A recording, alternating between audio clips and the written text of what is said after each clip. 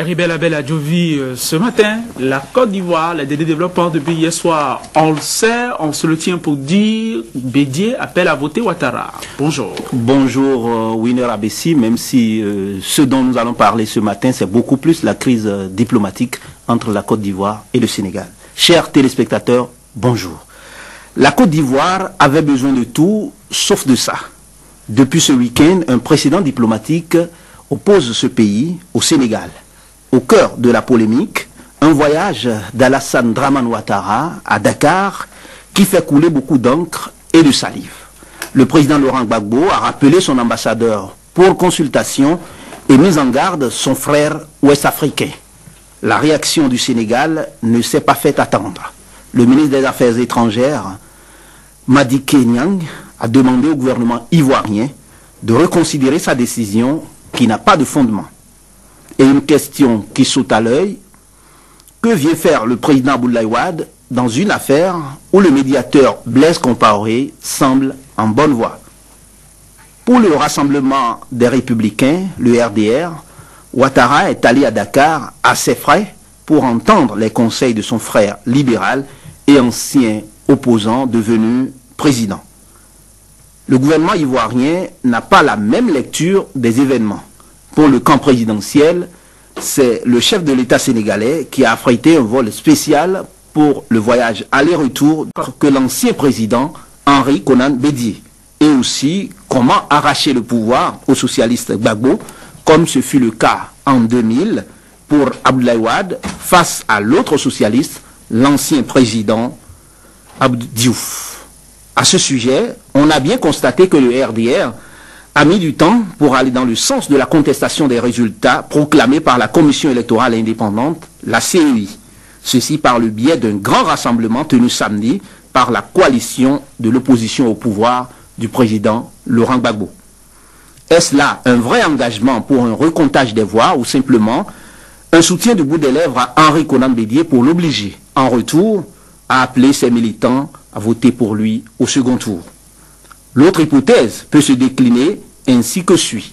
Alassane Dramane Ouattara est allé à Dakar pour savoir quoi faire pour devenir président de Côte d'Ivoire avec ou sans le soutien d'Henri Konan Bédié et rééditer l'exploit de Sopi qui a fait des ravages en 2000.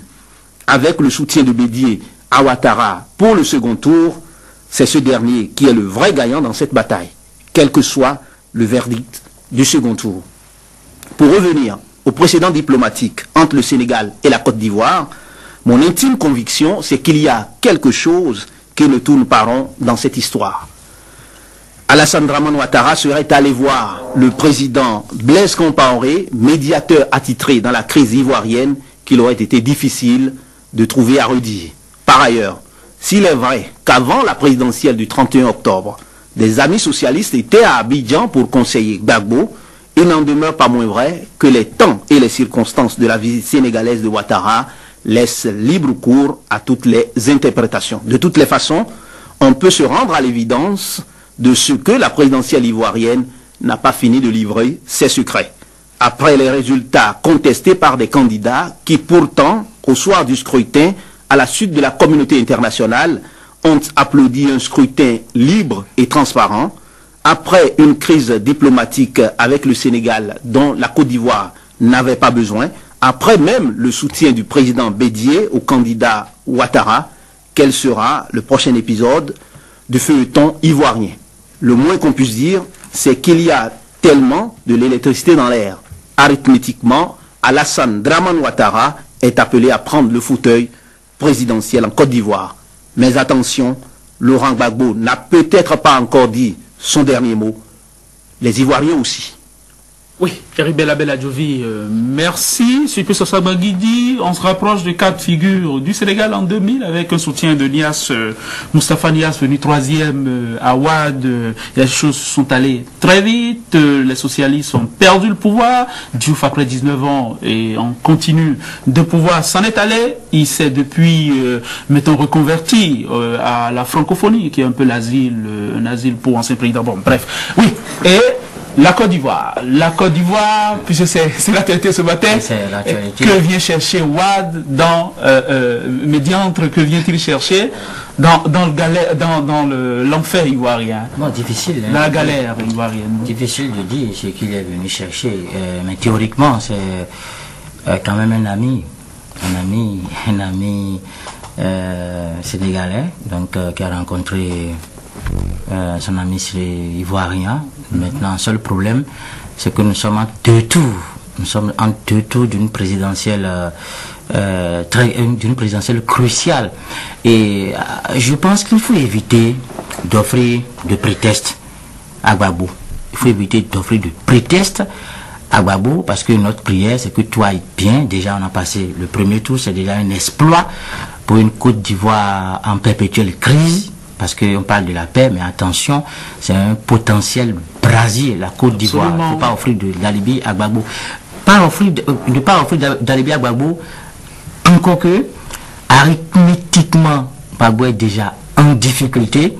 Je pense qu'il faut tout faire pour cimenter la sérénité dans ce pays-là. Et c'est en cela que, personnellement, je pense que Ouattara aurait dû se passer de ce voyage-là. Maintenant, s'il devrait même y avoir un voyage, je pense aussi que ça devrait être fait dans la discrétion.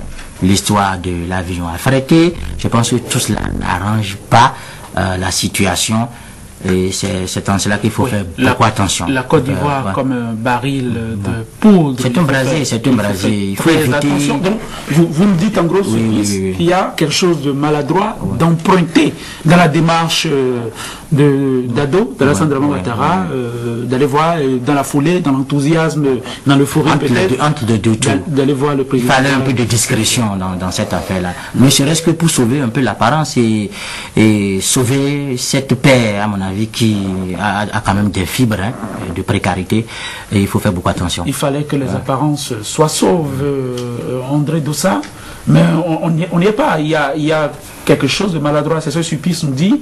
Il y a un acte qui donne visiblement des arguments au camp Gbagbo. Le Sénégal et la Côte d'Ivoire, depuis en tout cas que Gbagbo dirige ce pays, ont souvent eu quelques petites... c'est pas toujours, c'est pas toujours la lune de miel. Et quand c'est comme ça, et qu'on est dans un contexte où Gbagbo, qu'on a réussi à rassurer et qui a laissé faire le jeu, on est allé aux élections, et sur le point, en tout cas arithmétiquement parlant, de perdre le pouvoir, il vaut mieux être très prudent, et ne pas effectivement lui donner des raisons de tout chambouler encore.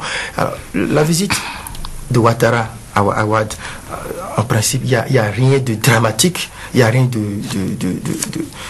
il n'y a pas matière, n'est-ce pas, à polémiquer, à s'inquiéter. Vous savez, sous d'autres cieux, dans les pays normaux, vous voyez des candidats à des élections rendre visite à d'autres personnalités, à d'autres chefs d'État, sans qu'il y ait de problème, sans qu'il y ait de débat autour. Mais le cas de la Côte d'Ivoire étant vraiment délicat, il faut gérer ça avec beaucoup de circonspection, beaucoup de prudence. Alors, Ouattara a aujourd'hui le soutien de Bédié. Cela veut dire, sur le papier, Gbagbo a perdu le pouvoir. Oui, mais est-ce que ça a pesé? Est-ce que le voyage de Dakar a pesé?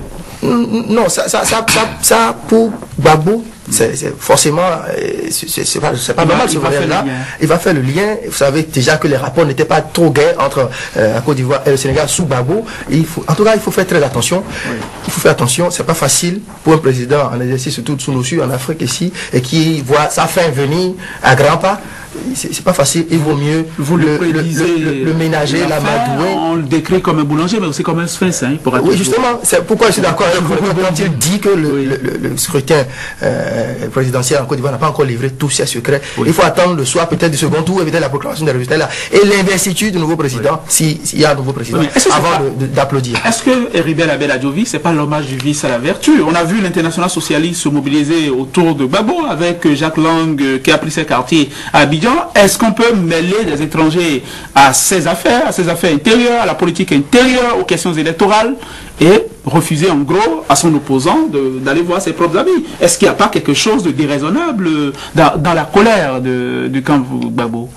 Je ne pense pas forcément de la même manière, même si effectivement le fait que Ouattara aille à Dakar ne devrait pas véritablement poser de problème, mais il ne faut pas oublier que l'autre s'est passé avant les élections et qu'ici il est question d'entre deux tours. Mais je pense que les socialistes sont toujours à Abidjan, il paraît. Quelques-uns sont même allés à la rue Princesse. Ce que je voudrais dire simplement, c'est qu'effectivement, arithmétiquement, et c'est ça le plus important à l'étape actuelle, arithmétiquement, avec le soutien de Bédié à Ouattara, arithmétiquement, Ouattara est le futur président de Côte d'Ivoire, donc le successeur de Laurent Gbagbo. Mais encore une fois, il faudra faire très très attention, nous sommes en politique et peut-être Gbagbo n'a pas dit son dernier mot. Et nous attendons certainement le mot des Ivoiriens. Merci. Il faut faire très attention quand il s'agit de la Côte d'Ivoire. La Côte d'Ivoire, c'est comme une vieille femme saoule, hein? Un pas à gauche, un autre à droite, un devant, et puis ça tangue, ça va dans tous les sens. Et j'aime dire même que c'est un mauvais film hindou. Bon, enfin. Nous espérons que tout se passe bien. Mais l'opposition a fait front hier. Hein? Bédi a parlé, Gbagbo en difficulté, Ouattara en pole position pour le second tour, et le tournant final. Au total, la ronde cruelle des ambitions ne l'aura pas emporté. Ça n'aura duré que quelques jours seulement. Chers amis, merci.